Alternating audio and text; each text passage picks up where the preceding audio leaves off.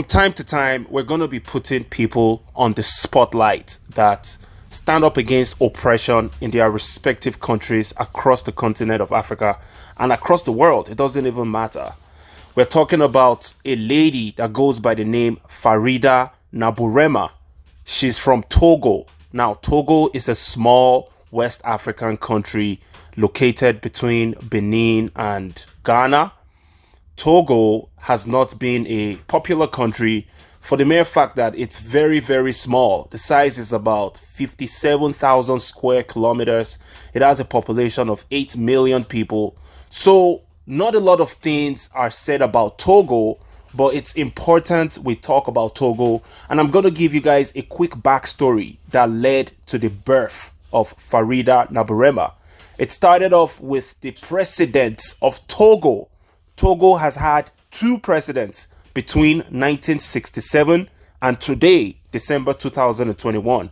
And those two presidents are father and son of the Gnassingbes family. The father, Eyidema Gnassingbes, he ruled the country between 1967 and 2005.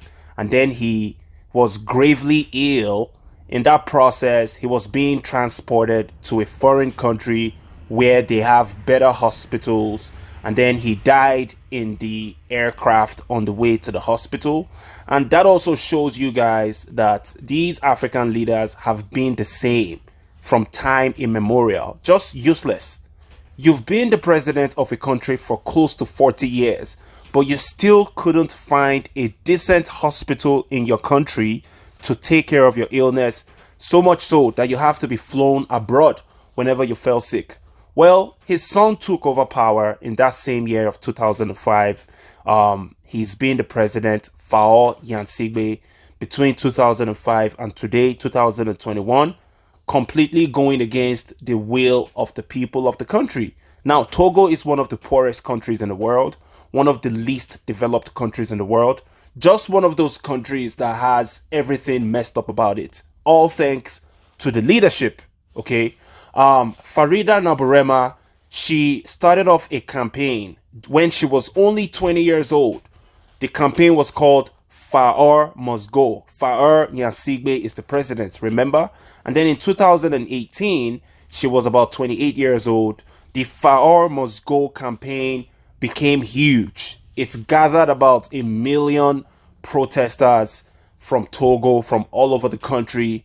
They came together in a unified voice, screaming at the top of their lungs for days, saying, Faor must go, Faor must go, in French or in their language. I don't know what languages they have, but the people tried, they tried to get rid of Faor so they can have a beautiful future. But that has seemed very, very difficult because Faor, just like the other African criminal politicians and presidents, they will use force. They will use their military. They will use imported guns from Europe and America and Asia, equip the military men, and tell the military men to kill the protesters for asking for a better country. It's just how it is, okay? And I have to salute my young lady, Farida, once again, because the fact that she put herself in harm's way, campaigning against the regime of the Gnassingbes that has been ruling the country for close to 55 years. She has been unable to go back to her country.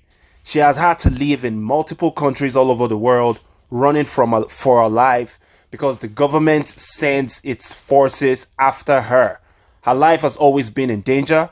She has had to cut off communication with family members and friends for their own safety. And because a lot of people, I need you to understand that a lot of us Africans, we have been forced to adjust to being dehumanized. So when someone like Farida Nabourema goes out there and tells people, let's campaign against these criminal politicians that have put us in this mess, even close family members and friends will try to discourage her because they're going to be like, I do not want you to get killed.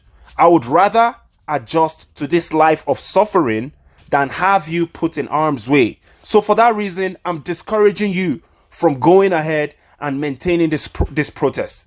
And that's exactly how it works. So when the people are trying to fight against oppression, you would have the same African people telling them to stop fighting against oppression because you need to adjust to being oppressed. And that is not going to happen. A warrior like Farida will never take that back seat, will never be second fiddle to these criminal politicians. And for that reason, I salute her, okay? And I salute anybody that is an agitator all over the world, you know, especially on the continent of Africa, because we have it extremely bad in many, many countries. We've had nothing but dictators, nothing but reckless liars, thieves, crooked criminals ruling us, collaborating with imperialists from all over the world to sell us off at the cheapest price. Salute to Farida Nabourema. I'm going to come back, do an extra video on her because I only discovered her recently and I salute her. I have nothing but respect for her and her works. Peace.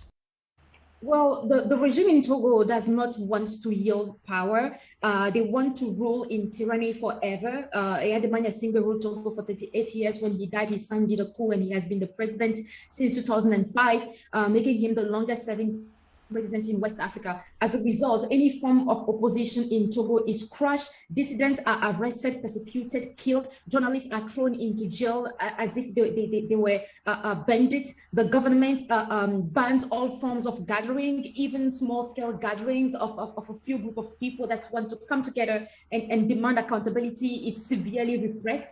We live in a situation in Togo where the government has full control of the political apparat, the executive, the judiciary, the parliamentary. They vote laws that they can't even respect themselves, especially laws that actually are restrictive in nature. They still cannot respect those laws. As I'm speaking to you right now, we have over 100 political prisoners in Togo. And mind you, many of those political prisoners are not even held in the official jails of Togo. They are held in private detention centers, which Gnassingbes has built specifically to torture political prisoners.